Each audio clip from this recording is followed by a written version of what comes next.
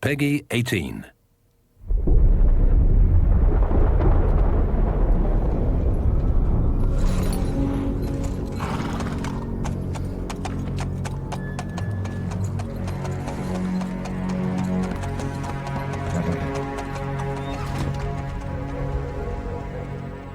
When it seems you're out of luck.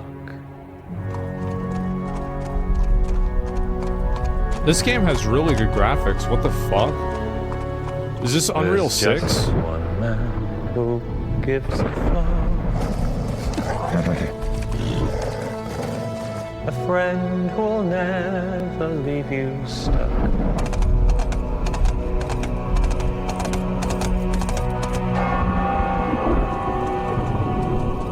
Now who can that friend be?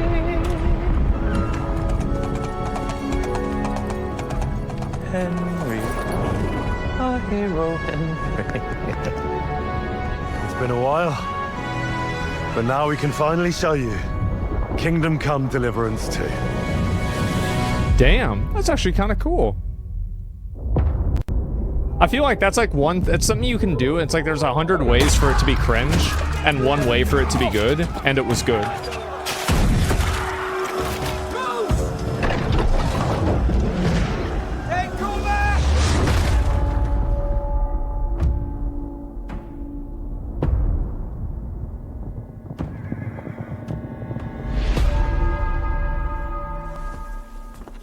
Uh-oh. He must have stolen a horse.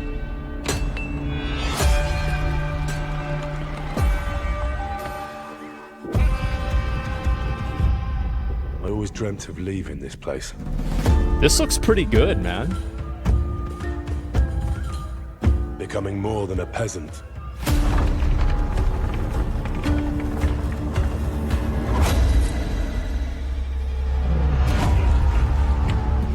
You know the trouble with an adventurous life? It can end before it gets started.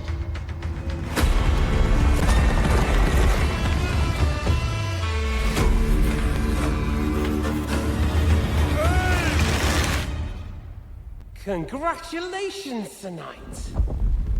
You finally become a man.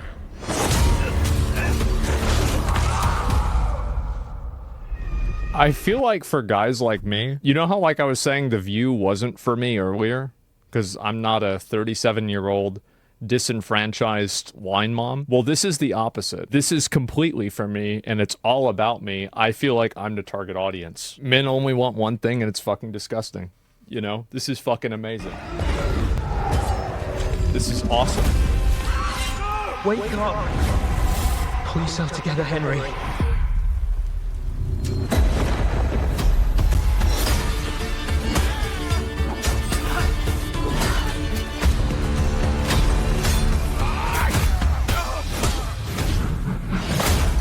Gotcha, bitch. Nobody will hand anything on a platter to men like you and me. You still have a long way to go till your work is done. They had dogs back then?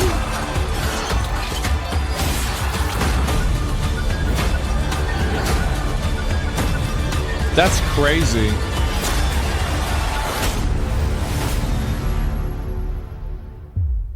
O merciful God, be kind and protect us so we don't blow our arses off. Amen. Yeah. This is absolutely a game for guys. I'm sorry. Hello and This is welcome. it. My name's Tom McKay, and Yep. together with Luke Dale, we're here to Fuck, present man. the first in-depth look at Kingdom Come Deliverance 2, an action RPG set in a realistic world of the late Middle O'Connor plays Ages. this? We're Yeah. in Kuttenberg, a gorgeous city at the heart of Europe, but also at the heart of KCD2. So let's take you into the world of the game with the help of Warhorse, the creators of this medieval saga. Where is he? It's almost bro, exact- like, where did he get this? Like, this is really nice. I want to know where he got this hoodie. I want this hoodie. That's a really nice hoodie. We need to track Medieval that thing saga. down. It's almost exactly 10 years since I was doing video like this, introducing our new game.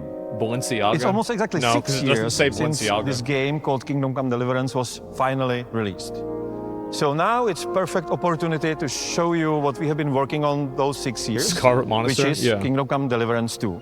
And where else to do it than in this magnificent cathedral in this royal city of Gutenberg, where majority of this game takes place. Ooh. Back then, 10 years ago, at the beginning, it was only 11 of us in a small office.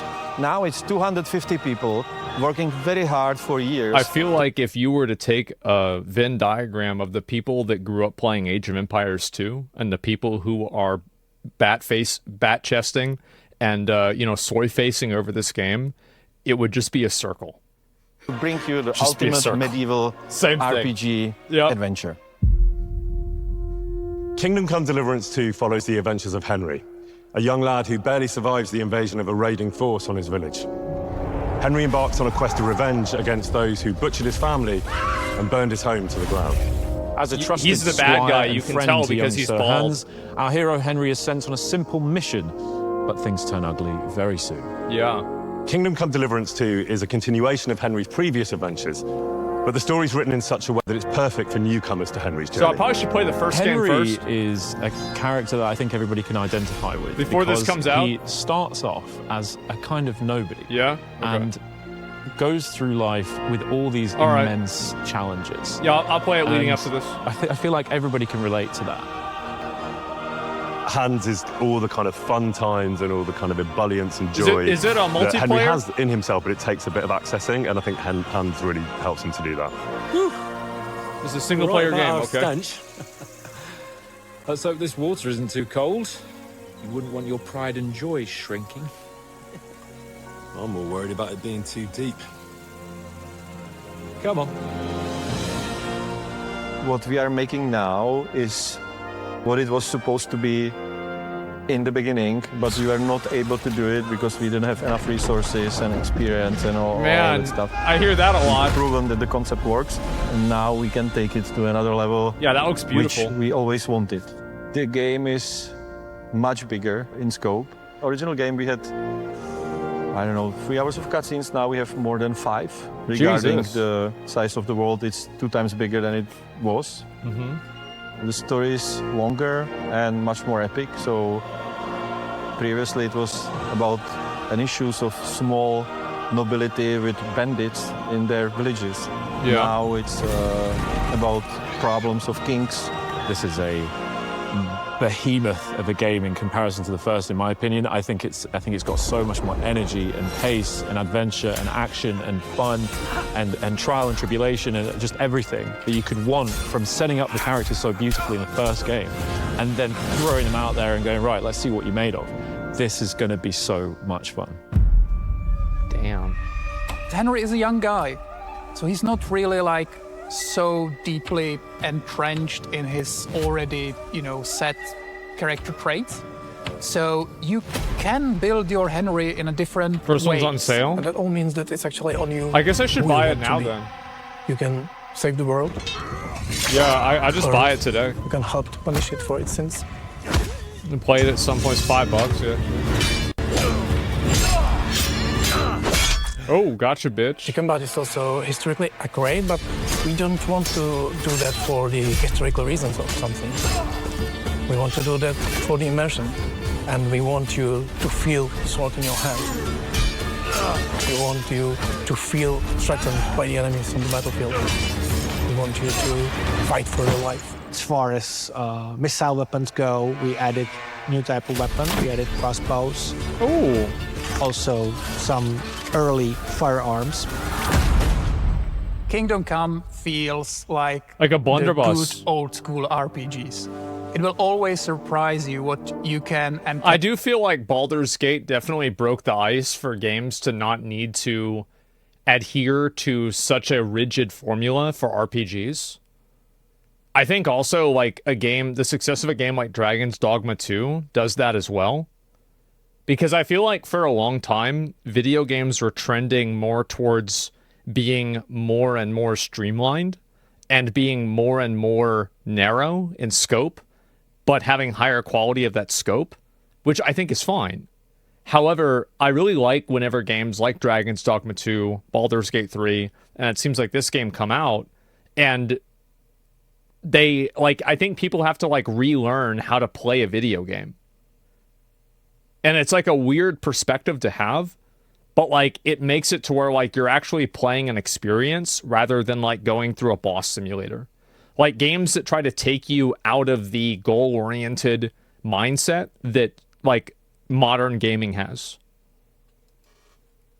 Gonna do. You know, you can be better in combat. You can be a sweet talking guy who talks his way out of problems. You can be a charming knight. You can be a thief, you know, a scoundrel.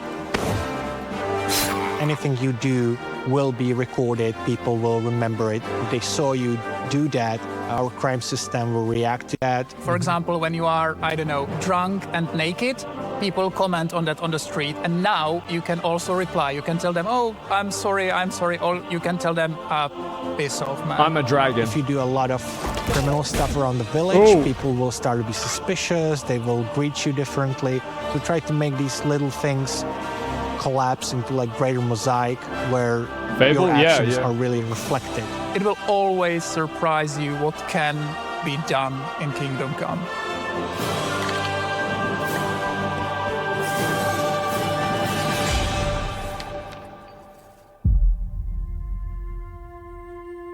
Yeah, living in medieval times, right? Like, because that's like living in medieval times and quality of life.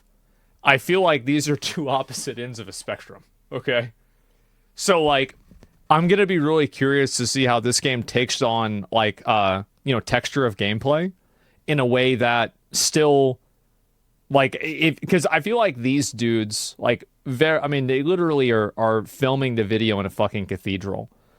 It's pretty obvious they care about the kind of game they're making.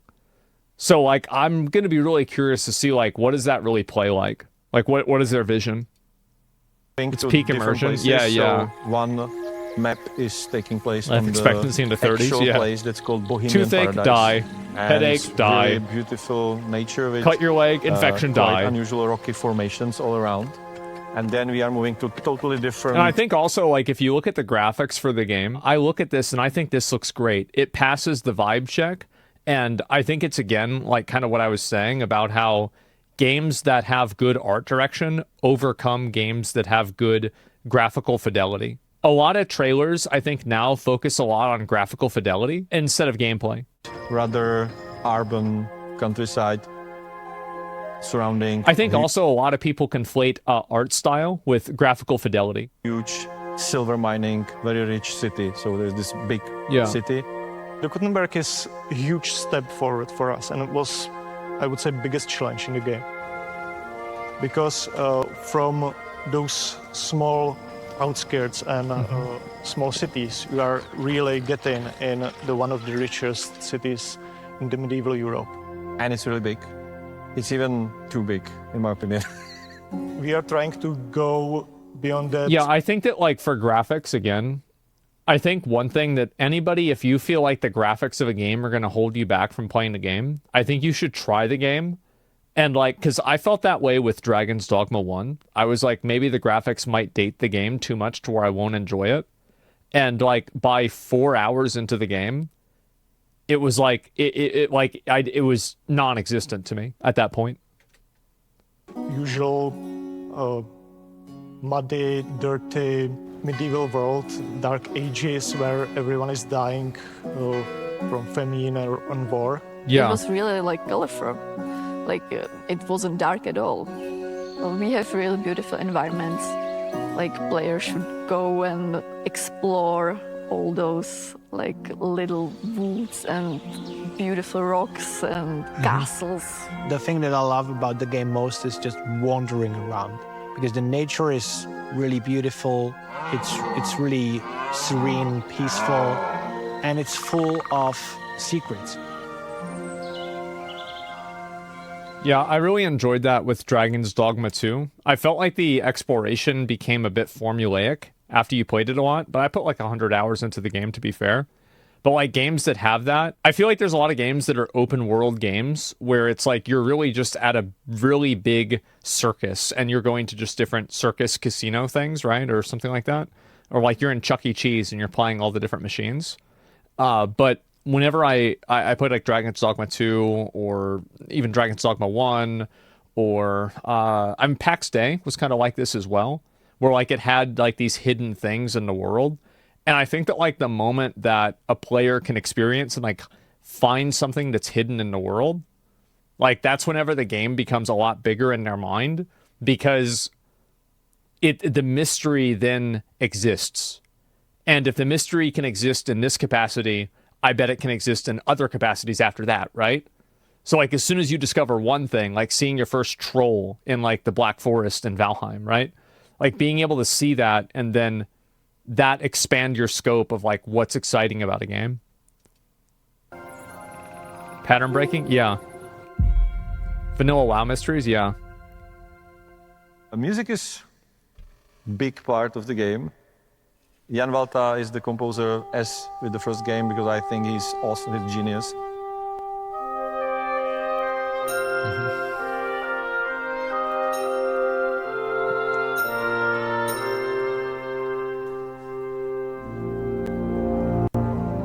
This is great. I feel like the song that they play, like outside of Grand Soren and Dragon's Dogma 1, like fucking sets the vibe for that game so well, and it clears any other song in Dragon's Dogma 2. It's so fucking good. Like music actually matters a lot. Like think about how much like music we remember from like you know, like WoW or like Witcher 3 or Halo, right? Remember whenever they played like the original Halo song at the end of like the Halo 3 campaign? And like you're in the Warthog? Holy fuck, that was peak. Oh my god. Yeah. Oblivion? Yeah.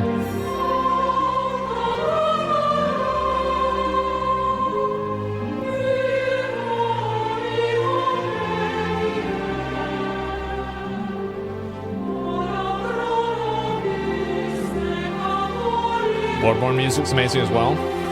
Yeah, like the Ludwig song? Yeah. Elbrides too.